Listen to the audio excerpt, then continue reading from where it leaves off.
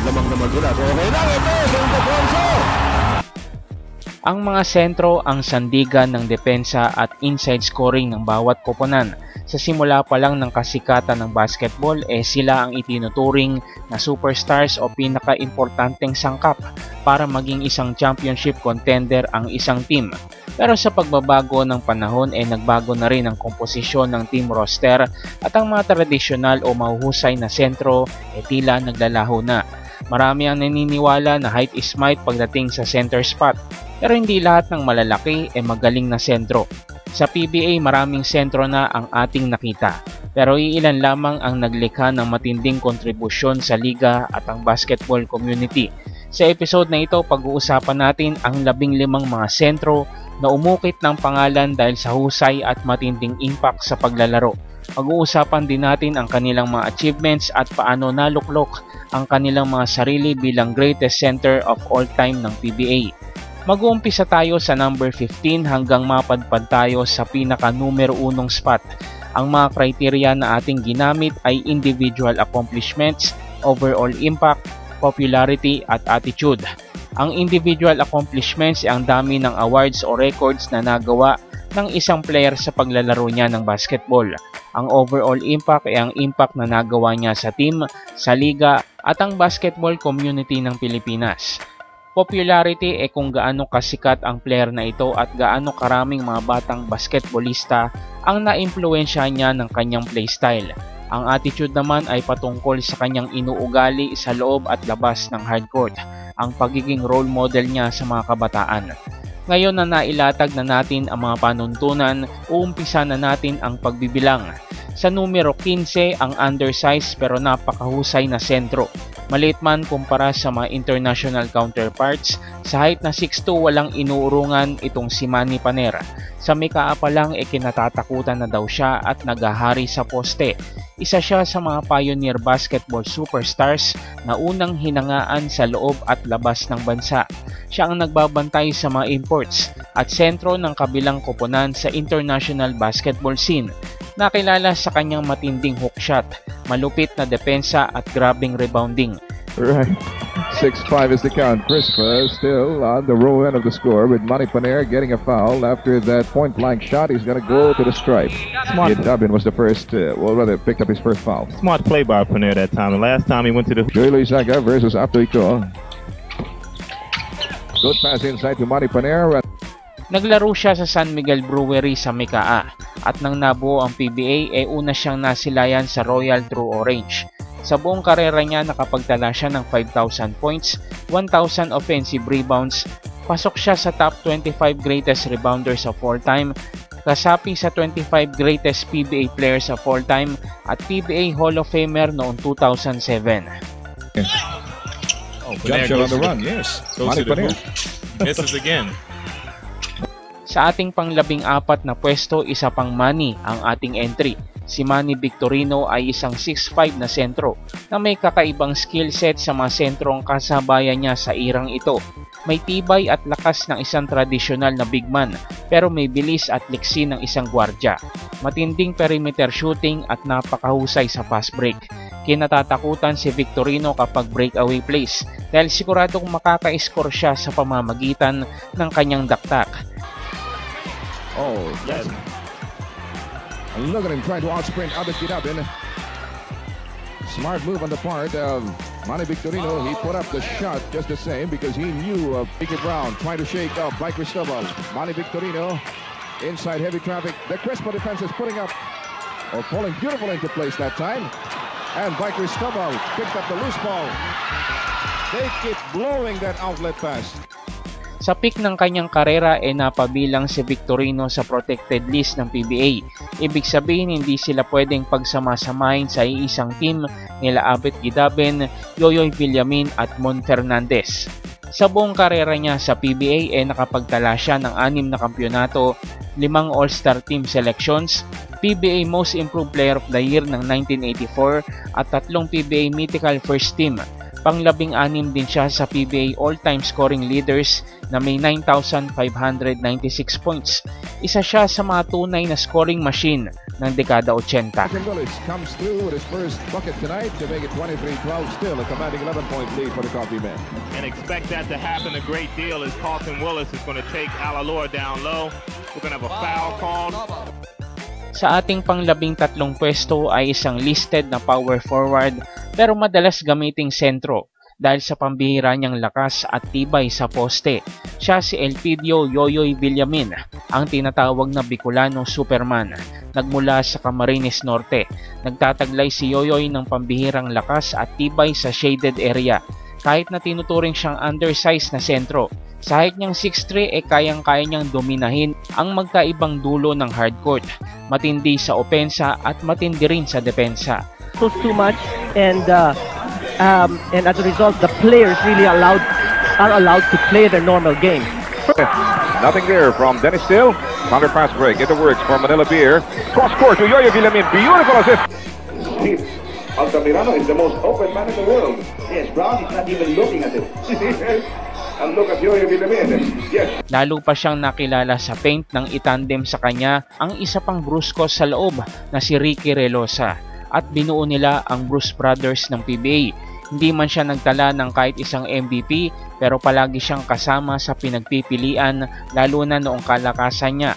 Sa buong karera niya sa PBA nakapagtala siya ng 9 na kampyonato, 3 All-Star Team Selections, 4 na Mythical Team Selections, 7 beses na All-Defensive Team Selections, PBA Comeback Player of the Year noong 1995 at nakapag-Grand Slam siya noong 1983. Si Bicolano Superman ay pang-27 sa all-time leading scorer ng PBA na may 8,504 career points. Likewise being displayed here by the Coffee Kings. Here comes the suicidal drive by Marte and he can't get it to fall. Yoyo to the rescue.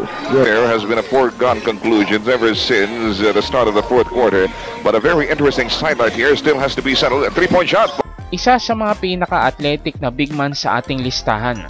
Sa pang-12 pwesto si Jumping Japet Aguilar. Sa height niyang 6'9" ay imposibleng hindi siya pangilagan sa paint.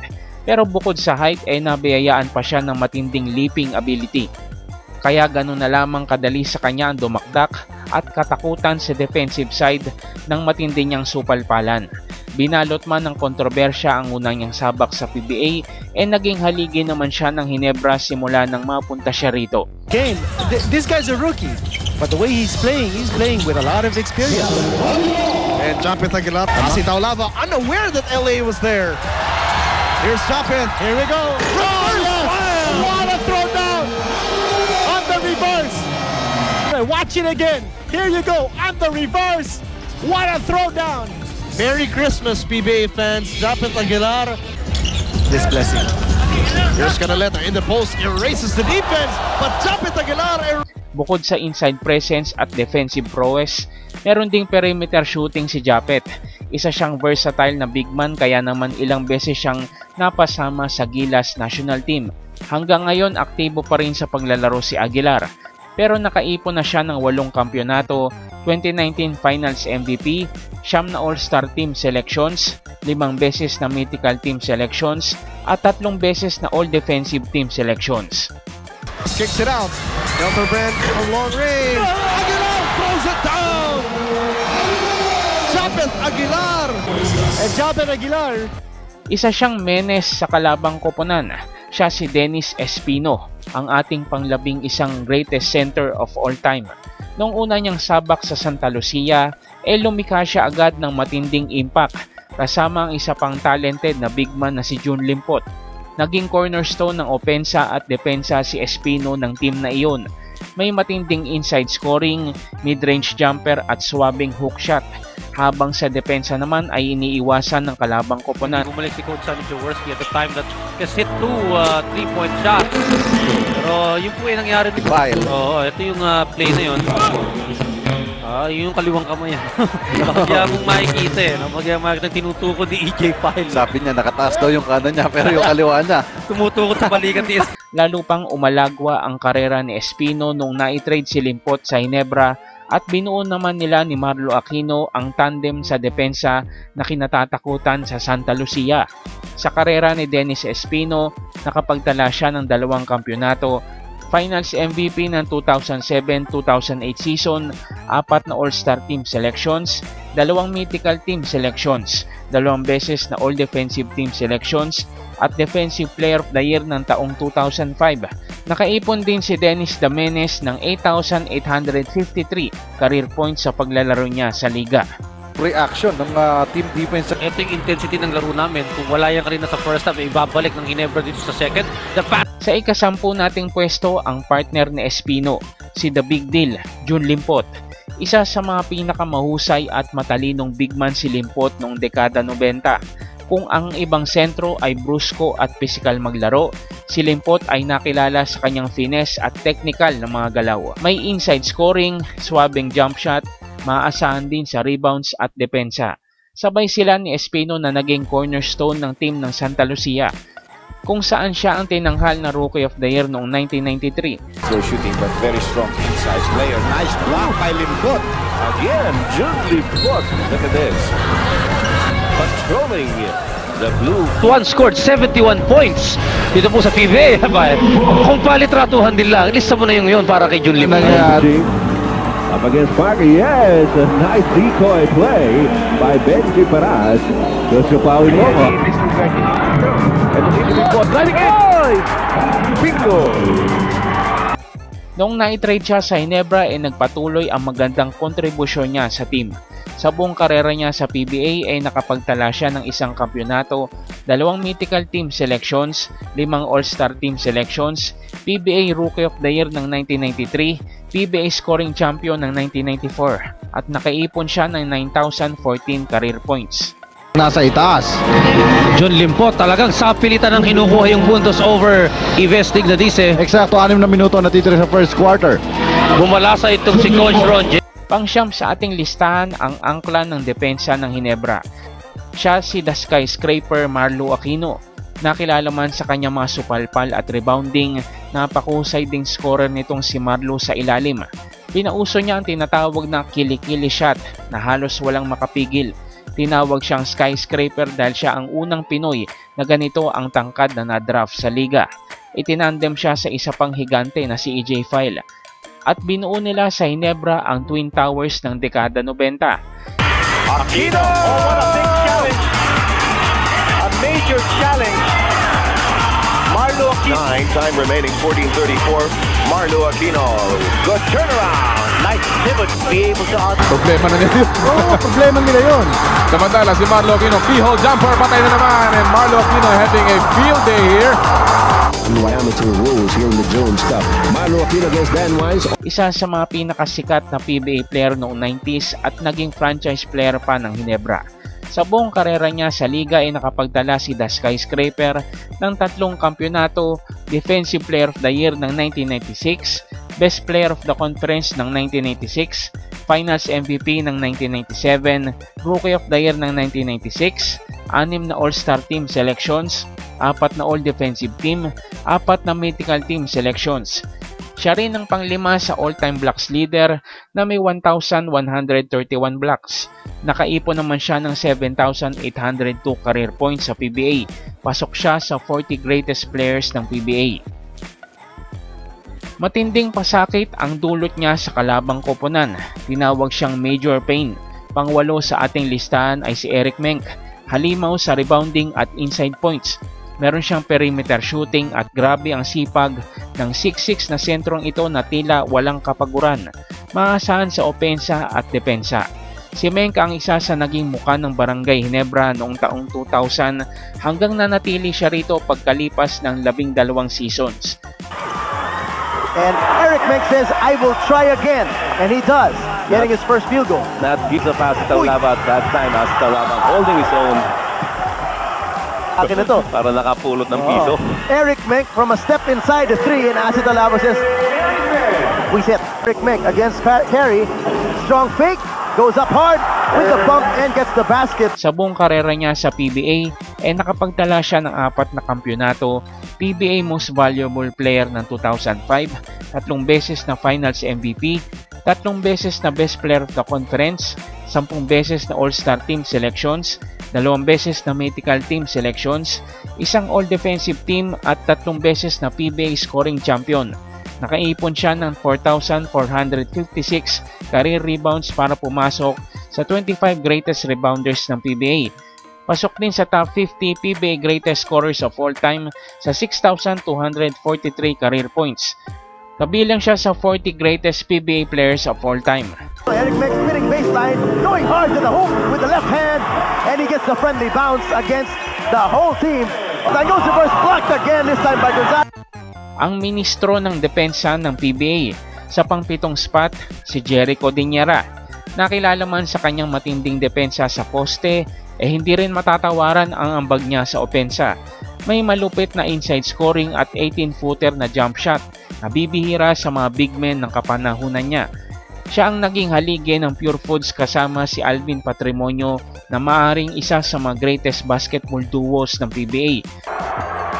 Jericho Diñera trying to disengage. Good move. Here's Joey. He will take it from the wings, offline. And Jericho Diñera high up for the rebound. This is the official outfitter of the PBA. Splits his charities. Ampalayo, he will take it from Rainbow Country. Not a very good shot selection. To hit the open man under the basket. It is Jericho. Norman following up his own miss, but Sa mga taon niya sa liga ay naging highly accomplished siya bilang big man. 5 kampyonato, Defensive Player of the Year ng 1994, 2 beses na Sportsmanship Award, 2 beses na Best Player of the Conference, 11 All-Star appearances, 10 beses na All-Defensive Team, 8 Mythical Team Selections, miyembro ng 10K Points Club, pasok sa top 15 all-time top scorers ng PBA, pangatlo sa all-time leading rebounders ng liga, pang-apat sa all-time leading blocks ng liga, at kabilang sa 25 greatest PBA players of all time. 2.4 seconds of colorful action. Pang-anim sa ating listahan, si Darak Asitaw-Lava. Sinasabing siya ang Shaquille O'Neal ng PBA. Unstoppable kasi siya pagdating sa paint. Sa height niyang 6'9" at bigat na 250 pounds, kahit sinong bantay kayang-kaya niyang mamain. Madami din na nagsasabi na si Asi na marahil ang pinakadominanting sentro na naglaro sa liga. Malakas rebound, pumunto sa paint, may galaw sa loob at hindi lalamya-lamya kapag pumuposte. Agresibo sa opensa at depensa. Only 5 points. Taulava. Yeah. Asi Taulava. The Giants has woken up here in the fourth. Peekaboo against Di Maunahan, taking up a 3. And Asi Taulava with a strong rebound and a putback against Eric. Naging parte siya ng napakaraming national teams na lumaban sa labas ng bansa. Gayunpaman sa pananatili niya sa PBA, napatunayan niya na isa siya sa mga greatest centers na nakita natin. Isang kampyonato, PBA MVP noong 2003, Finals MVP ng 2003, 17 beses na All-Star Team Selections, 2 beses na All-Star Game MVP, 8 beses na Mythical Team Selections, Best Player of the Conference ng 2003, 3 beses na All-Defensive Team, 2 beses na PBA Scoring Champion at PBA Comeback Player of the Year ng 2014.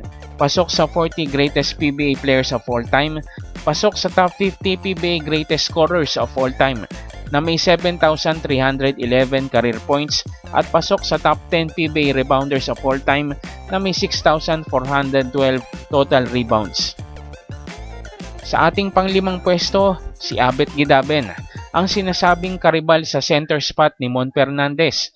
Masasabi man na late bloomer itong si Abet, hindi pa rin siya pwedeng baliwalain sa ating listahan.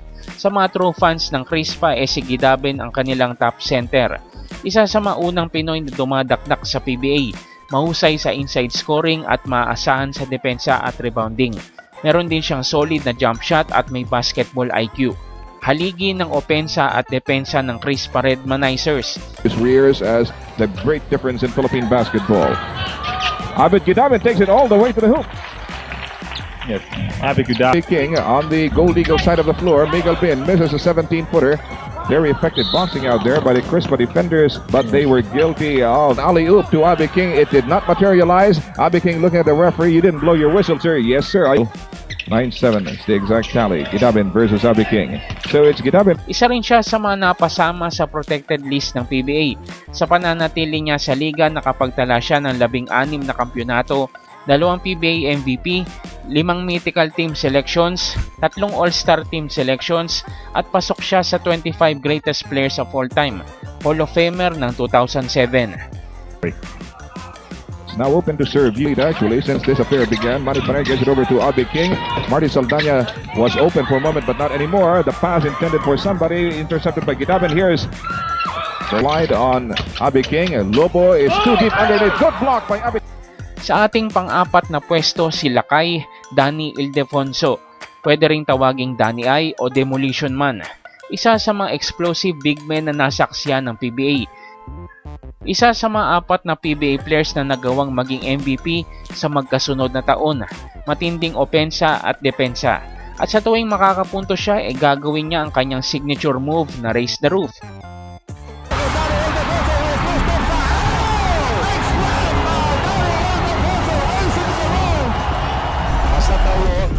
And a monster slam by Danny.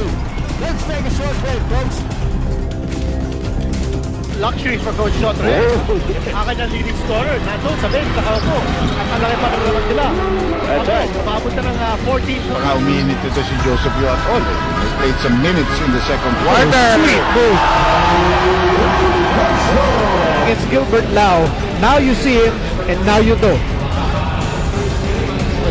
Sa buong karera niya sa PBA, nakapagtala siya ng 8 kampyonato, 3 finals MVP, 2 season MVPs, 5 beses na Best Player of the Conference, 8 beses na All-Star Team Selections, 1 beses na All-Star MVP, 5 beses na Mythical Team Selections, Rookie of the Year noong 1998, PBA Comeback Player of the Year noong 2011, kabilang sa 40 Greatest PBA Players of All Time, at pasok siya sa top 40 PBA Top Scorers of All Time na may 7,630 career points.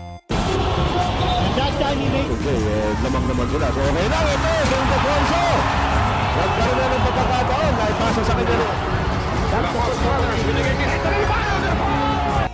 Sa ating numero 3, ang nag-iisang Rookie of the Year at MVP sa parehong taon. Tinawag na Tower of Power, Benji Paras. Masasabi nating one of a kind si Benji nang dumating siya sa liga. Grabe ang leaping ability at scoring skills, ang rebounding at ang shot blocking.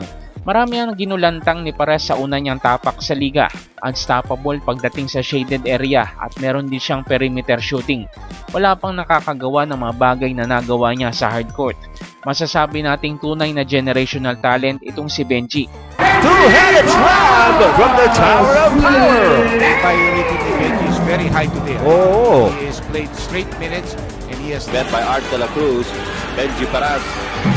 Oh. Wanted a slam, but had to let go in midair and went in. 1-on-1 now on Eric Martin. Back to the basket, shot, Benji Paras. Wow, what a shot. And it's a 6-point lead by Charlotte. Come out by Norman Black. Nakapagtala siya ng 4 na beses na kampyonato, 2 season MVP, Rookie of the Year ng 1989, Best Player of the Conference ng 1999, Comeback Player of the Year noong 1999, Finals MVP ng 1998, 8 beses na Mythical Team Selections, 9 na beses na All-Star Team Selections, 2 beses na All-Star Game MVP, pasok sa 25 Greatest PBA Players of All Time at Hall of Famer noong 2013. Pasok si Benji sa top 15 PBA Greatest Scorers of All Time na may 10,367 career points. 5 minutes and 53 seconds remaining. Benji Paras! Well, that press really did it good in the third quarter. I mean, he's going to be ready for this grind. Sa ikalawang pwesto, ang nag-iisang El Presidente, Ramon Fernandez. Hawak ni Don Ramon ang record ng all-time career points sa 15,996. Siya din ang numero 1 pagdating sa block shots, rebounds, free throws made, games played at steals. Kung ang karamihan ng mga sentro ng 70s at 80s ay mga pisikal maglaro, ibang-iba si Fernandez. May finesse at smooth sa kanyang mga galaw, lalo na kapag ginagawa niya ang kanyang tirang elegant shot. Against the shot clock. Fernandez will take it from the corner. Yes, sir. Off the pick by Alvin. Here has already been telling on the hot dogs. Transfumaran missed the shot, but Fernandez follows up. So Ives Digladiza keeps it alive. Still no goal. Mark Fernandez. Mark Fernandez is correct. It has come in a long while. A 5-point lead by San Miguel. Mon Fernandez gets inside the lane. Got the shot in. And Jerry was left behind. He's got long strides. Sa buong karera niya, nakasungkit siya ng 19 na kampyonato, 5 beses na All-Star Team appearances, 4 na Most Valuable Player, 16 na Mythical Team selections, 2 beses na PBA Scoring Champions, pasok siya sa 25 PBA Greatest Players of All Time at Hall of Famer ng 2005. Jack Tanuan will be charged. Gets to the shot clock. Fernandez will take it from the corner! Just in the nick of time. Who saw that? Juan Fernandez. Yes! At ang numero 1 center sa kasaysayan ng PBA ay walang iba kundi si Junmar Fajardo. Sa pambihirang laki at halimaw ng kanyang laro ay tinawag siyang The Kraken. Sa kanyang rookie years ay aminadong hindi pa ganun kagaling si Fajardo. Pero mabilis niyang nagamay ang liga at pinagsikapan na maging mahusay na sentro. Mula noon hindi na napigilan pa ang pamamayagpag niya. Sa laki niyang 6'10 at bigat niyang lampas pa ng 250 pounds, ay napakahirap niyang bantayan sa shaded area. He's going back to its weapon of choice, the three-point shot. That kept them alive in the first half. And now... But TNT's going to have to make a decision. Are they going to... Ramos nakabantay sa kanya ngayon. Junmar. They are gonna count the basket para kay Junmar. Now, San Miguel goes back to Fajardo. Inurong ng bahagyatang sagat. If he gets his position inside, chalk up automatic 2 points for him. It's easy. 4 seconds sa shot clock. Junmar. Pero hindi lang laki at bulas ang pinagmamalaki ni Junmar. Meron din siyang finesse at maaasahang mid-range jumper kapag kinakailangan. Gamit na gamit niya ang kanyang laki at alam niya kung paano ito ite-take advantage. Halimaw sa puntos, sa blocks at rebounds. Sa magkabilang panig ng hardcourt ay mararamdaman mo ang lakas ng The Kraken. Kahit na nasa ika-13 taon na si Junmar hindi pa rin siya nagpapakita ng pagbaba ng kanyang produksyon na tunay namang nakakamangha dahil nakamit na niya ang ika-8 MVP niya sa kanyang karera. Mula noong 2011 hanggang ngayon ay ito na ang naging achievements ng generational center ng modernong PBA. 10 kampyonato, 8 season MVP, 4 na finals MVP, 10 beses na best player of the conference, 9 na all-star appearances, 10 beses na mythical team selections, PBA Defensive Player of the Year ng 2015, 7 beses na all-defensive team, PBA Comeback Player of the Year ng 2021, 2 beses na PBA Order of Merit, 2 beses na PBA Sportsmanship Award, Most Improved Player ng 2014 at hindi rin imposibleng mapasama siya sa Hall of Fame at PBA's Greatest Basketball Players of All Time. Maaring madagdagan pa ito sa pag-usad ng panahon, kaya siya ang numero 1 sentro sa kasaysayan ng liga. Kanina pa ako nagpapahinga eh, sabi They're a firma, really their leader on the court. Yes, and we saw that. You know, they trailed by 30 in several of their last few games. Sang-ayon ba kayo sa ating listahan? Comment mo lang kung sino ang nakaligtaan at dapat nating tanggalin o palitan. Marami pong salamat sa pakikinig at panonood. Magkita-kita tayong muli sa susunod na video. Against Converge, 111-92 against Rain or Shine. Pardo immediately receives.